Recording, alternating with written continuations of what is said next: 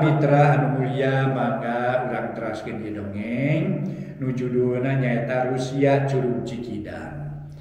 Aya urang Sunda para mitra jumlahna teh nomor 2 mun aya di naon teh di jumlahkeun kitu nya.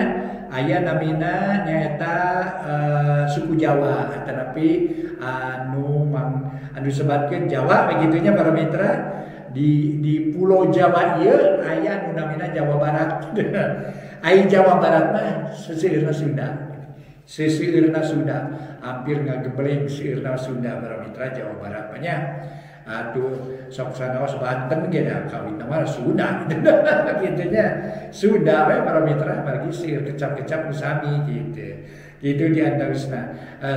Ngan bedana cenah bahasa anu cek di daerah ieu mah kasar, cek di daerah ieu mah teu kasar. Kitu eta mah ciri sabumi cara sadesa. Kitu nya para wargi nyangakeun bae. Mangga janten bangsa Sunda teh bangsa anu nomor 2 lah upami dibandingkeun mah nya. Margi nu pangseueurna Jawa, suku bangsa Jawa pangseueurna. Terus Sunda lihat itu terus anu sanesna. Satatar Indonesia ieu teh nomor 2 kirang langkung lah gitu nya. Mangga dongeng nu judulna Rusia Curug Cikidang karangan Kileksa urang teraskeun deui ayeuna nincak bagian ka-73 mangga nyangakeun wilujeng ngadamukeun.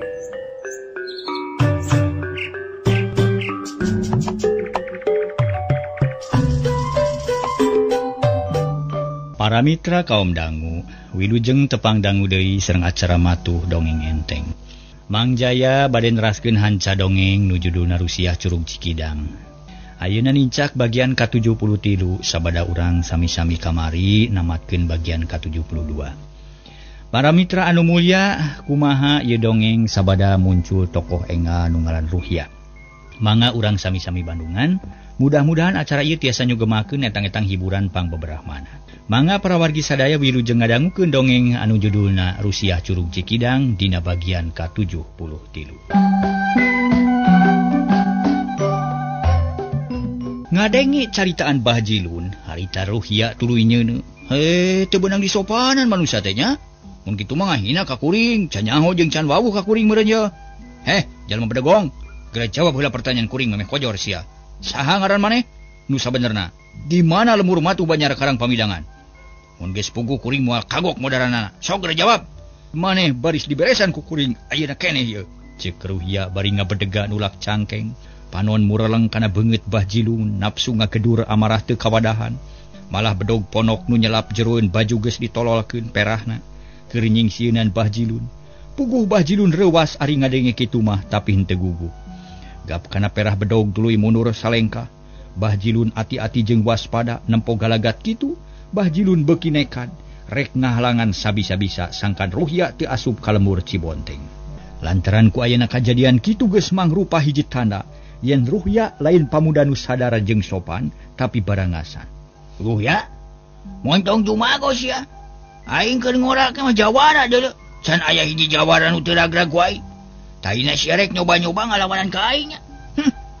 Rasakeun sia ulah samat kani aya. Ulah magar kumaha mun sia balik teu mawa hulu. Sok geura mantog sia montong ngajago deuleu. Cek Bah Jilun bari molotot ka Ruhya, puguh jadi leuwih panas duanana oge. Lantaran masing-masing geus kaduru ku hawa nafsu, kabanjiran ku amarah. Kokolot begognya, kunaon sia kalah kebeuki balawang ha?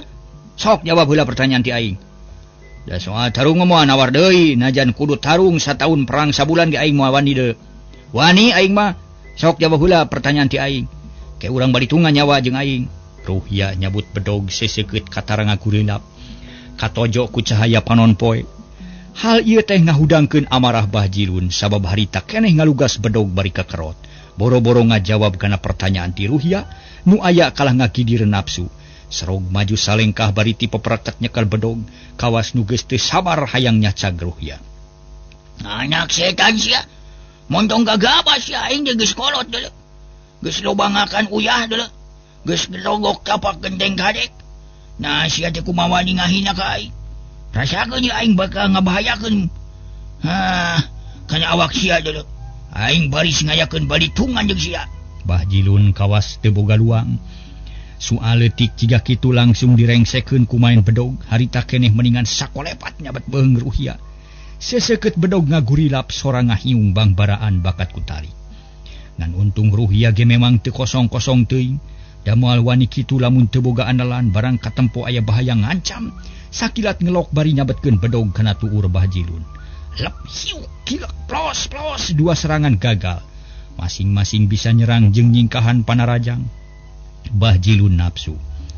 Harita bedog nugeus aya di belah kenca diheumatkeun rada miring ka kanap, nu di arah cangkeng Ruhia hayang ngabudal badilkeun eusi peujit. Tapi Ruhia jiga geus ngarti kana maksud musuhna, sakilat manehna luncat ka gigir bari nada serangan bedog musuh. Hiu kang bedog diadu dibarengan ku kemang seuneu nu ngaburicak. Modar sia bangsat rasakeun bedog aing ye, ceuk Ruhia bari nalik narajang. Ari Bah Jilun rikat nakis ku bedog deui bari panon ngincer dada Ruhia neangan lolowongna. Sut sia tang kolepat tang sababaraha kali bedog bantrok. Tarung beki rongkah malah jiga musuh kabuyutan. Nuges lila teu patepung ujug-ujug rongkah silih ala nyawa silih intipati pada hayang ngarubuhkeun musuh. Tapi untung para mitra sadaya. Kaaya nu teu hade kitu tebet kanyahoan ku Aki Antri nu harita rek kacai. Puguh Aki Antri ngaranyug barang ningali nu tarung malah maharita kene Bah Jilun ampir hasil ngarubuhkeun Ruhia. Bedog ngolepat kana palipisanana sabab Ruhia keur kagok. Siutang bedog Bah Jilun aya nu ngahalangan pluk murag. Dampaleungeun asa sing sireumeuun malah maleungeun jadi komper. Bah Jilun kacida reuwasna gawena colohok bengong bangun teu percaya. Kana kanyataan nu karanapan bieu, ari Ruhia salamet manehna luncat ka tukang bari ngahegak. Beungeut pias da bieu teh sadar yen dirina diancam bahaya. Kurang ajar teh tela kalau teh eusian ye. Paingan panonna galak jiga kutuk. Gerakan kesit jiga alap-alap. Untung anu nulungan ka aing sahanya. Ruhia ngupat dina hatena. Bari negerkeun hate nu bieu ngalenyap malah maja jantung ratug bakat kureuwas. Mangkeruk pangkawaras sia geus kumaha ngahalangan kana niat aing. Sanu ngabongoan ka aing bijil sia. Ceuk Bah Jilun luak lieu. Lantaran canyahoeun kana adatangna Aki Antri. Nu harita memang rada anggang keneh dieung buni kudang daunan. Bah Jilun luak lieu para mitra ari Ruhia ngahega keneh. Manehna meuni asa teu tulus digantung lantaran salamet. Teu kabeunangan ku bedog Bah Jilun. Keur kitu kurunyung aya nu datang ngagandeang bangun tenang. Sanggeus tepi ka deukeut Bah Jilun regeureun. Soca Aki Antri mureleng kanu keur silih bendengan. Puguh Bah Jilun reuwas lantaran teu nyana nu datang teh lain sasaha tapi Aki Antri. Abah kunaon ieu cepet kawas budak leutik we. Nanaonan tarung make ngagunakeun pakarang nu matak bahaya.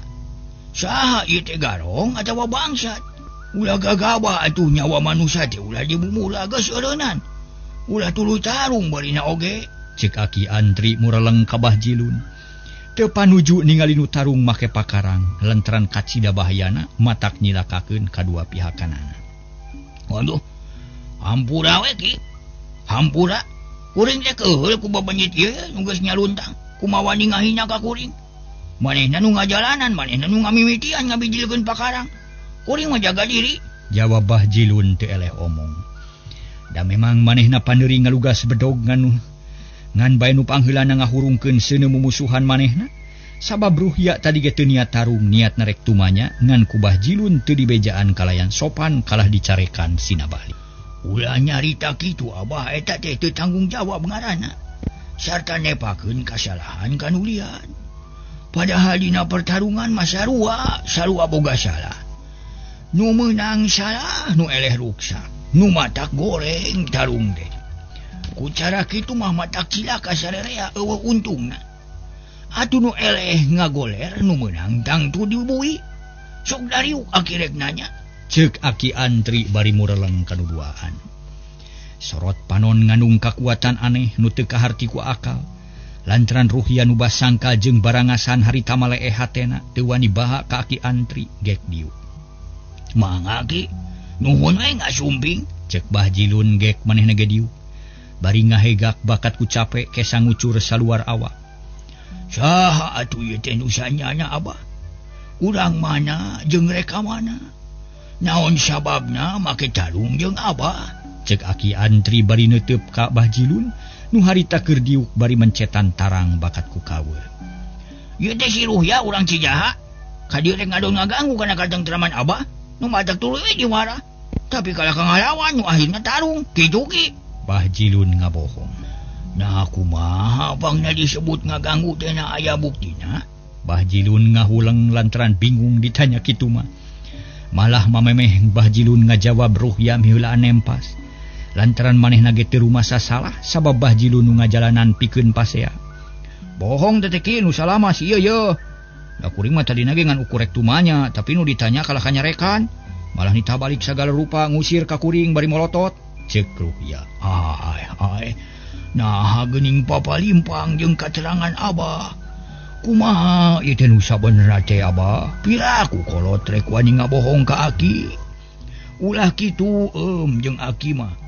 Pribumi jeung tamu sarua wae kudu ngarasa aman.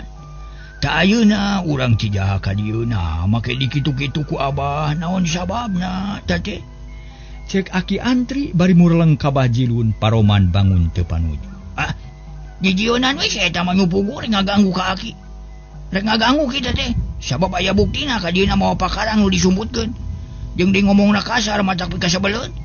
Tak lantaran kitu ulah digugu omongan si eta mah, sina balik we ka ditu ki. Cek Bah Jilun bari molotot ka Ruhya. Hatena panas ka bina-bina jeung handeueul kup anu pohara lantaran digagalkeun paniatanana ku Aki Antri. Salah atuh Abah salah. Ulah kitu nyarita teh cicing we heula Abah mah. Ieu budak teh rek ditanya nu bener ku Aki. Cek Aki Antri bari ngareret ka Ruhya. Nu harita kekerot nahan amarah keheul keneh ka Bah Jilun. Ari Ujang teh saha nya ngaran, di mana asal jeung naon pamaksudan? Aki Antri nanya ka Ruhya panon neuteub bari negeskeun rupa beungeutna. Ngaran abdi mah Ruhya asal lemur ti Cijaha, maksud bade milari Nyining ka lemur Cibonteng, tapi dihalangan tak ku si Abah eta teh. Jawab Ruhya bari nunjuk ka Bah Jilun. Da teu nyahoeun ngaranna.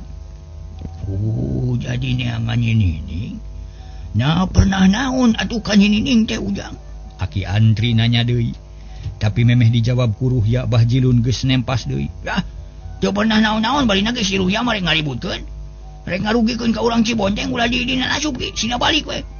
Lantaran dieu jalma lain urang dieu, malah mau kakara ayeuna ka dina oge. Rek jahat teh matak riweuh ka sararea ke. Cicing, Abah cicing. Nanya ka jang Ruhya ari nu ngajawabna Abah. Keun bae da bisaeun ngajawab manehna ge atuh. Temal Aki Antri bangun keheul. Lantaran Bah Jilun bandel jeung matak jengkel, malah Ruhya mameni buncelik panonna bakat ku keheul hayang nampiling ka Bah Jilun. Muhun kieu mah teu gaduh niat jahat da. Rek nepungan ka Nyining sabab eta teh hiji mojang pi pamajikanan abdi tak kitu ki. Ruhya miheulaan ngajawab. Ngarah buru-buru kanyahoan ku Aki Antri atuh puguh Aki Antri meuni curing hak pok nanya deui. Nya kumaha bangna nyebut kitu teh Ujang? Geus wawuh jeung Nyining atawa acan? Make wani nyebatkeun pi pamajikaneun. Teu acan ari wawuh mah tapi yakin eta hiji istri teh nu bakal jadi pamajikan abdi. Sabab geus aya gurat ti kudrat, aya milik ti ajali. Ceuk sepuh oge eta teh pi pamajikanan abdi nu matak rek ditempo kitu. Ceuk Ruhya bari pepetak. Nyarita beuki wani asa aya keur ngebrehkeun maksud. Nah, make nyebutkeun kitu. Na teu bisa ari can wawuh mah atuh moal bisa lantaran moal daekeun awewena oge ari can wawuh mah. Tapi keun bae da eta mah urusan pribadi. Aki marek nanya tujuan Ujang nusanya teh kumaha, naon sababna bisa batelak jeung Bah Jilun. Abdi ge bade ngayakinkeun hanya di dieu aya nu ngejenengan Nyining. Upami aya ayeuna pisan bade ditepungan. Ari pangna patelak jeung si Abah ieu, manehna nu ngahalangan kana niat abdi atuh da. Malah manghaja ngalakukeun nanti ngakukeun yen Nyining teh bojo Abah cenah. Atuh saja bati kitu abdi diusir ku manehna sangkan ulah neruskeun maksud tak kitu ki. Ceuk Ruhya bari pepetak. Sakapeung nunjuk kana beungeut Bah Jilun, puguh Bah Jilun beuki ambek haok nyentak. Jampe sia Ruhya ditampiling sia ku aing. Kalayang peureupna nyamer kana irung Ruhya. Bandingan sakilat ditewak ku Aki Antri. Ngahuleng Bah Jilun teh panon molotot ka Ruhya ari leungeun dicecekel ku Aki Antri. Sakedapan mangahuleng teu anu nyarita, lila-lila Aki Antri negor ka Bah Jilun bari panon rada molot.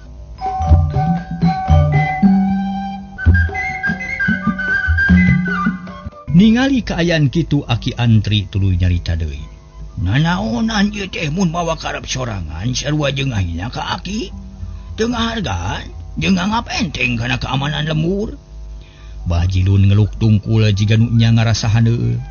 Tapi nusanya nama hatena handeueuh deui bae lantaran teu hasil nampiling baruh si Ruhya. Pangna kumaha nyieun tindakan kitu Bah Jilun ngarasa hariwang.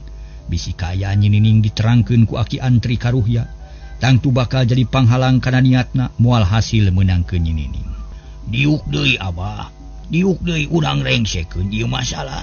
Aki Antri marentah atuh teu bisa naon-naon Bah Jilun. Gek diuk ari Ruhya rumenghap asa lugina hate lantaran aya nu ngabelaan. Ayeuna mah kieu kulantaran kaayaan teu radahan, wayahna jang Ruhya ulah neruskeun lalampahan. Balik heula ayeuna mah lantaran mun maksa neruskeun niat bakal cilaka. Atawa bakal ngaributkeun kabalarea. Tah kulantaran kitu ayeuna mah tong ngalobakeun catur buru-buru we geura ini heula. Aki lain teu ngidinan ka ujang pek bae rek neangan nyinining mah, tapi ulah ayeuna bising cilaka. Tah kitu ujang. Cek Aki Antri nyokot hiji putusan lantaran teu bisa tanggung jawab lamun Bah Jilun tetep bedegong. Memang sahari taun mah bisa, tapi lamun geus pisah jeung Aki Antri bisi aya kajadian nu matak cilaka. Atuh mending ngahulang Ruhya teh manehna rada berat rek narima putusan kitu lantaran geus teu sabar hayang geura tepung jeung nyinining. Tapi lamun dipikir deui memang bener omongan Aki Antri. Mun maksa bakal riweuh lantaran geus nebarkeun bibit mumusuhan jeung Bah Jilun nu geus tangtu moal bisa aman. Kumaha jang Ruhya? Kaharti caritaan Aki? Mun kaharti wayahna ulah maksa. Kahartos ki mangga bade tumut kana piwajang ti Aki, hatur nuhun ki, jawab Ruhya. Manehna ngarasa era ku Aki Antri teu wani baha. Syukur ujang syukur. Syukur jung ayeuna mah geura tinggalkeun tempat ieu. Sejen waktu reka dieu mah mangga ulah maksa hayang ayeuna. Aki Antri leuleuina keur atuh Ruhya teu talangke. Jung nangtung terus amitan geus kitu mah ngaleos ningalkeun Aki Antri. Kapaksa balik deui da sieun aya kajadian goreng. Mangkaning geus karasa kakuatan Bah Jilun memang lain lawaneun. Manehna geus rumasa kadesak teu kuat naninganana. Kurang ajarnya. Tetela nu ngaku Abah teh telenges jeung jahat. Ka aing ngahina jeung halangan, tapi keun bae lah ayeuna mah. Aing geus boga keyakinan yen nyinining pasti aya. Jeung di ayeuna aing geus nyaho, si Abah teh ngaranna Bah Jilun. Rasakeun sia Jilun. Aing mah cicingeun sabab aing ge boga harga diri. Mun aing teu kuat Aki Jumin sina maju. Cek Ruhya ku kulutus dina hatena. Bari init manehna geus bener-bener cecep ka Bah Jilun. Rasa mumusuhan nu geus ngagedur dina dada. Mun manehna teu wani rek bebeja ka Akina, da memang kitu kabiasaan age boga Aki teh dipake gunung pananggeut. Kocapkeun para mitra sadaya Bah Jilun jeung Aki Antri. Sabada Ruhya init duanana ngaharulang bari melong kanu ngaleos. Sanggeus jauh jeung teu katempo Bah Jilun ngarahuh narik napas panjang pok nyarita. Kumaha ayeuna ki kuring mah keheul ka bina-bina. Aya musuh nu rek ngarewong ka kuring. Pangna tepi ka tarung teh lain naon-naon. Manehna bener-bener rek ngaganggu kana ketentreman kuring atuh da. Keke Abah ulah wakarusuh teuing nuduh batur teh. Kudu sadar heula kana kaayaan diri sorangan. Ayeuna Aki rek nanya, nah kumaha lalakon nu sabenerna teh? Naon sababna pangna aya kajadian kieu? Coba jawab nu jujur ngan ngarah babari ka harti. Da ayeuna mah si Ruhya ge geus eueuh ti dieu. Ceuk Aki Antri Daryanaker. Panon melong ka Bah Jilun. Kieu ge kuring teh wak jabalaka we ka Aki malah maksud-maksud nu leuwih ti heula oge. Rek diterangkeun ka Aki sakalian. Ngarah ka harti hal ieu teh nu jadi mata holangna mah tina urusan nyinining keneh. Malah pangna kuring hayang tepung jeung Aki teh haya badamikeun dina urusan eta. Hanya kale sok aya halangan si Sading. Tah ayeuna bet kabeneran bisa tepung di dieu. Urang sakalian guara kabeh. Cek Bah Jilun. Asa meunang kasempetan hade di dinya mah moal kaganggu ku ading. Tangtu bakal laluasa ngobrol jeung Aki Antri. Nyaho wae atuh. Aki ge memang penasaran hayang nyaho kana jujutan usahanyana. Sok ayeuna dadarkeun sakalian, nah kumaha nu jadi sababna? Naon marga lantaranana pangna aya kajadian kitu? Jeung ading teh, Aki teh sabenerna mah penasaran hayang nyaho kana rusiana. Naon sababna harita bet aya kajadian kitu. Ongkoh ngonang ka aki tapi mungwak cabalaka. Kala silih gorengkeun jeung ading siga nu mumusuhan. Ta ayeuna aya waktu nu hade pok geura nyarita nu bener ka aki ngarah ka harti. Cek aki antri Daryanaker daek ngabandungan urek cacarita lantaran geus panasaran ti kamari keneh hayang nyaho kana kaayaan Bah Jilun. Nya nuhunna tuh kieu geura lalakonna teh. Sawatara tahu waktu nu geus kaliwatnya kuring teh ngalamar ka Nining. Secara jujur, terang-terangan. Tapi hanya akal geuninganan harita teh aya si Sading. Nu maksudna sarua atuh gagal ngalamar teh teu ditarima. Malah si Sading ge teu deui teu ditarima. Tadi harita kuring jadi penasaran. Hate panas, hati perih. Asa nyeri teh dicampi ku awewe. Tak kulantaran kitu terus kuring mikir, boga niat hayang melet Nining. Tapi teu boga peletna teu boga asihanana sabab kuring mah rumasa taya kabisa. Bodoh bolos strong jiga lodong kosong. Hehehe kutan teh kitu Abah. Ai tuluyna kumaha ieu teh? Naon sababna jiga nu ngudag-ngudag kaki? Cik ulah kagok bejakeun sakalian ka aki. Cek aki antri bari neuteub anjeunna gumujeng kawas nu ngarasa lucu. Pedah aki antri harita teh para mitra. Ngapunten, pedah Bah Jilun boga lalampahan ciga budak ngora. Tapi da lengoh mah memang kitu adatna, akhirna aki antri ngamaklum. Da geus kieu we tuh kira kulantaran kuring mah rumasa bodoh. Nya boga pikiran rek minta tulung ka aki terus datang ka bumi, gagal. Harita aya si Sading di dinya. Teu wani ngedalkeun teh daerah. Hayang ulah kanyahoan ku batur tuluy beurangna nita budak nyusulan aki. Dipiheulaan ku si Sading, gagal deh. Tahina kabeneran waktu nu alus aya mangsa nu utama. Kuring marek sakalian we bebeja ka aki ngedalkeun maksud jeung tujuan.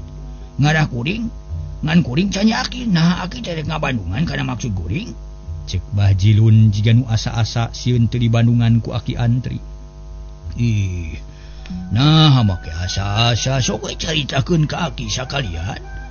Pan meungpeung eueuh batur moal aya nu ngaganggu sok geura terangkeun Bah Jilun ka aki. Nuhun atuh kieu maksudnya nya. Nu sanyana mah teu loba ieu teh ngan hese ngabejakeunana lah. Sok aya wae halangan kuring teh penasaran. Geus dira hayang boga pamajikan tapi nu kapilih ngan hiji nyaeta Nining. Sigana hal ieu teh geus kauning aku aki ge. Da bare toge geus diterangkeun ka aki. Taina niat kuring teh banget pisan. Hartina mah hayang nyanya meunangkeun Nining. Tapi sabada ngalamar teh geuninganan. Kitu tah hate teh asa rajet. Lantaran yakin Nining nampi. Teu narima kana lamaran. Kulantaran kitu kuring jadi penasaran hayang hasil meunangkeun Nining. Ari hiji-hijina jalan pikeun ngahonta eta cita-citanya eta kudu dipelet. Da aki dari secara wajar mah yakin moal bisa. Sebab ku kuring ge karasa jeung rumasa yen kuring mah kolot. Tapi kolot sote umurna da kahayang mah teu eleh ku si Sading kitu ki. Cek Bah Jilun meuni teu euleum-euleum. Ayeuna mah wani pisan nyaritana ari aki antri ungut-ungutan najan kat anjeunna kataji para mitra kuwawanena. Kuwawanen Bah Jilun maksud teh. Alus pisan teh kalakuan teh Bah Jilun. Kawas lain kolot bae make jeung hayang main pelet. Tapi teu nanaon pek bae ari bisa mah. Aki mah moal ngahalangan. Asal ulah ngarugikeun ka batur jeung ka diri pribadi. Kudu bisa ngajaga kasalamatan sararea. Tah kitu we jig atuh geura melet Nining. Asal kudu bisa sorangan. Cek aki antri bari nyerenge. Panon melong ka Bah Jilun nu colohok bengong. Ih ari aki. Lain kitu maksudnya apaan pangna kuring udag-udag ka aki teh aya perlu ka aki. Lain nganu kurek nyaritakeun maksud. Cek Bah Jilun bangun jengkel. Paroman rada pias. Ay. Nah kumaha atuh maksud Bah Jilun teh ieu teh naon sababna ngudag-udag ka aki? Cingpok terangkeun sakalian. Nah moal pati-pati hayang jeung aki atuh. Hayang tepung jeung aki lamun eueuh maksud. Pangna hayang tepung jeung aki teh. Hayang minta tulung ka aki tah kitu maksud kuring teh ki. Kumaha kartos? Cek Bah Jilun hayang tanes. Minta tulung ka aki. Nah naon tulung teh tulung naon atuh. Da aki mah teu bisa naon-naon paling ge bisa teh nganyam boboko jeung dudukuy. Cek aki antri. Aki mau los-los kana dudukuy. Apa urang teh keur nyawalakeun asihan jeung pelet? Tang tuwe kudu diperlukeun ku kuring teh. Lian ti iwal eta pelet.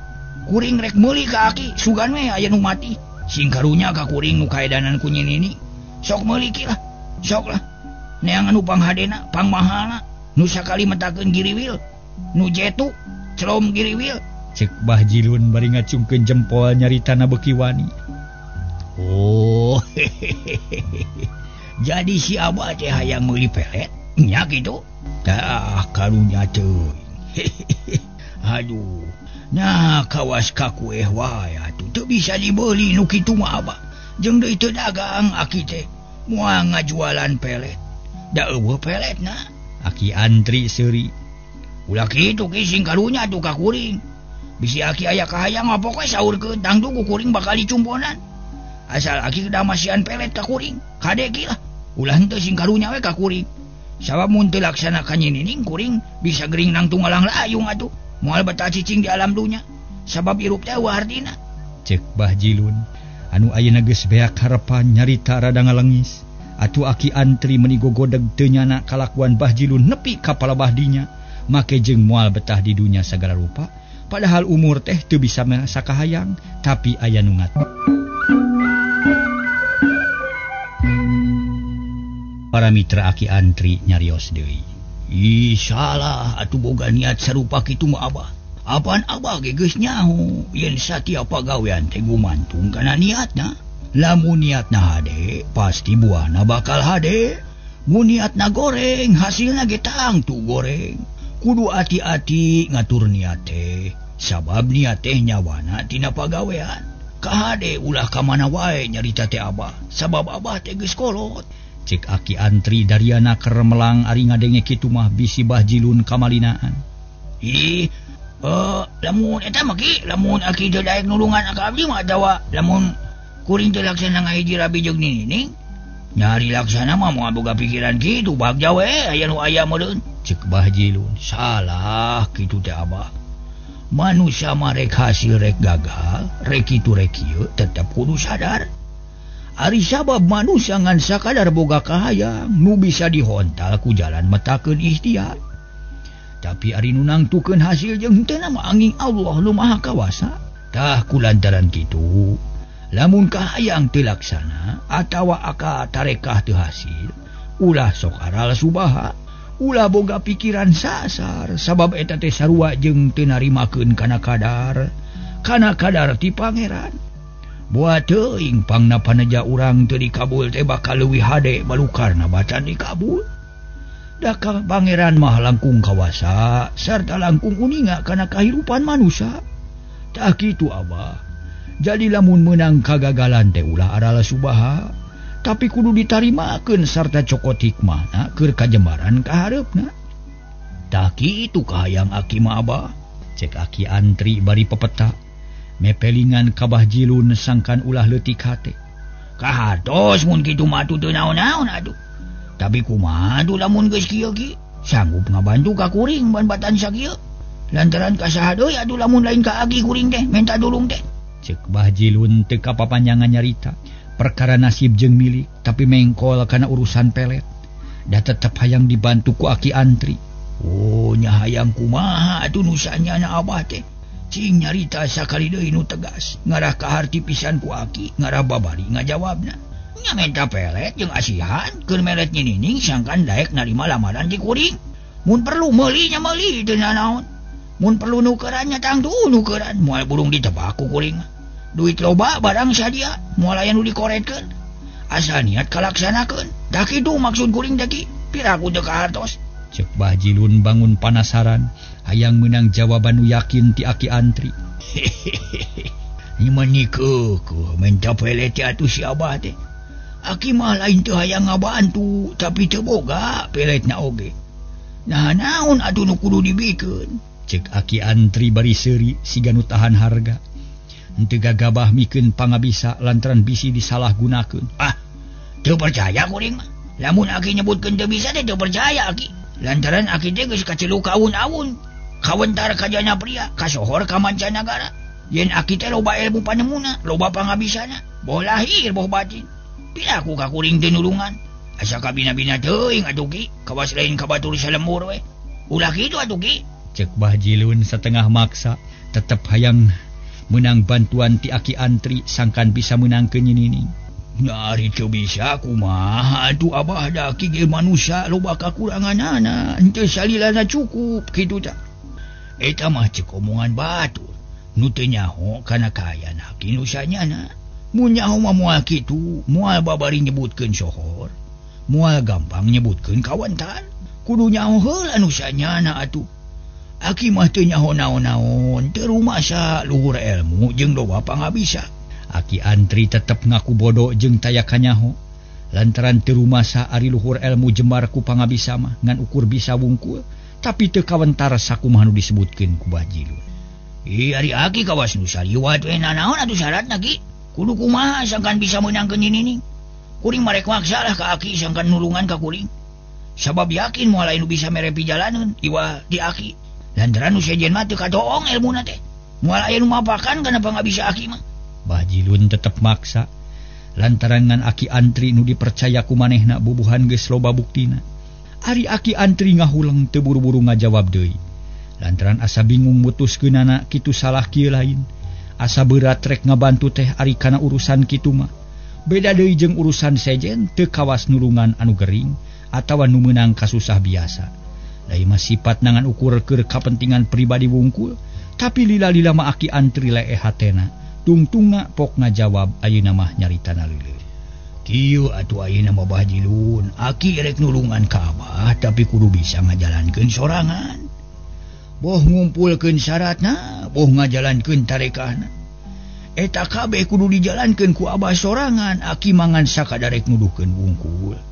Kitu ge satengah kapaksa Aki teh. Lantaran tadina mah berat bisi matak goreng temahna. Bisi Abah teu bisa mawana, bisi mawa kana kaayaan Aki. Tah kitu Abah, cek Aki Antri tegas. Panon melong ka Bah Jilun anu paroman ngadak-ngadak marah mai bakat ku bunga. Ari sabab kahayangna bakal laksana, bakal dibantuan ku Aki Antri. Pok manehna ngajawab. Nuhun atuh kitu mah. Kuring teh pirang-pirang bunga mangga atuh bakal dijalankeun sagala rupana. Asal didulukeun eta tacarana. Jeung dipapatahan sagala rupana najan kudu ngala sihung mau ge lah cek paribasana. Bakal dijalankeun ku kuring mah. Asal cita-cita laksana, kahayang bisa kaonta. Kumaha carana atuh? Naon nu kudu dijalankeun ku kuring Ki? Naon syaratna ku kuring rek dijalankeun kabeh asal kahayang kacumponan? Cek Bah Jilun barineut. Sorot panon cahayaan nanakeun bunga hate mung hanya kal waktosna seep para mitra. Ieu mah. Hanya kal waktosna seepnya deui ka dieu heula lah.